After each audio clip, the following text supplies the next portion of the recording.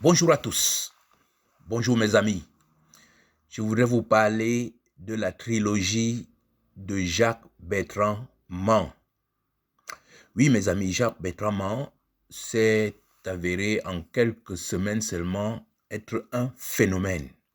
Nous avons vu un homme convaincu, décidé, qu'est-ce que j'allais dire, inébranlable, résolu, il a de l'énergie. Comme c'est un entrepreneur, il est d'ailleurs très entreprenant. Et si on peut résumer son œuvre en quelques semaines, on peut dire que c'est une trilogie. Le miracle, le Nzolo et le Joker, selon de quel côté vous regardez la chose. En effet, que ce soit le miracle, le Nzolo ou le Joker, ils sont totalement connectés par les œuvres que pose cet homme depuis quelques jours. Eh bien, mes chers amis, et si Mann ne ment pas, oui, si Mann ne ment pas, alors nous nous retrouvons effectivement devant une œuvre qu'on peut qualifier de trilogie. Commençons par le premier, celui qui est tout à fait indiscutable.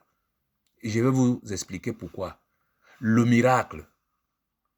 Oui, mes amis, voilà un homme qui pose des actes réfléchis, avec preuve, avec une logique, avec des précautions et surtout avec une certaine envergure pour se protéger. Et cet homme-là, on dit qu'il est malade, qu'il a des maladies, qu'il a une maladie psychiatrique. Voilà un homme qui a réussi à faire bouger la première dame du Cameroun, avec des actes bien posés, précis. On nous dit qu'il est atteint de maladie psychiatrique. Voilà un homme qui a fait bouger les services d'hygiène de tout un pays en impliquant tous les ministres, au point où il y a des gens il y a des influenceurs qui ont été payés pour venir nous démontrer que les poubelles dans lesquelles nous vivons ont disparu du jour au lendemain. Et on nous dit que cet homme-là est un malade, qu'il a une maladie psychiatrique. Voilà un homme qui s'est fait convoquer, qui a posé des actes où il accuse le président d'un parti, il accuse des ministres. Mais on n'a pas pu l'arrêter. Voilà un homme que le Cabral Libye a dépêché des gros bras pour aller arrêter. Pas seulement Cabral Libye, y compris sa propre famille, pour aller arrêter et qui n'ont pas réussi à arrêter. On continue à nous dire que cet homme-là est atteint de maladie psychiatrique. Eh bien, mes chers amis, c'est un miracle. C'est donc peut-être le miracle dont parlait Issa Chiroma. Et si c'est le cas, nous invitons le ministre de la Santé, s'il vous plaît, distribuez cette maladie à tous les Camerounais. Nous n'attendons que ça. Et même dans l'acte qu'on a pu croire être ce qui pouvait s'approcher d'un acte de maladie psychiatrique, quand il dénonçait la vente de l'essence en plein air. Mais le Cameroun baigne dans une telle inconscience, une telle insouciance, que lorsque Jacques-Bertrand Mann pose un tel problème, je suis convaincu qu'il n'y a que ceux qui n'ont pas vécu le drame que cause cette activité dans notre pays pour le dénoncer ou bien pour essayer de dire qu'il a mal fait. Moi particulièrement, j'ai perdu les membres de toute une famille, le père, la mère, les enfants dans ce genre d'incendie. Et j'ai perdu aussi des amis dans une autre ville, dans ce même type d'incendie. Je vous assure que nous baignons dans une telle inconscience que nous ignorons même que même Jacques-Bertrand Mann, dans son acte de dénonciation, a posé un acte extrêmement dangereux. Vous l'avez vu prendre les bouteilles là et les balancer par terre. Vous balancez des bouteilles d'essence comme ça par terre, si ça éclate et il y a un fumeur tout à côté, c'est tout le coin qui va s'embraser. Donc, quand quelqu'un fait ce genre de dénonciation, ne sautez pas là-dessus tout simplement parce que vous ne regardez que l'aspect miséricordieux de la situation. Non.